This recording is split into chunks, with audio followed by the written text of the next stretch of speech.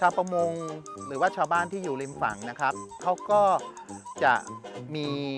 ความสัมพันธ์อย่างลึกซึ้งกับท้องทะเลชายฝั่งโดยทะเลชายฝั่งนี้ก็คือแหล่งอาหารแหล่งผลประโยชน์แหล่งเศรษฐกิจใช้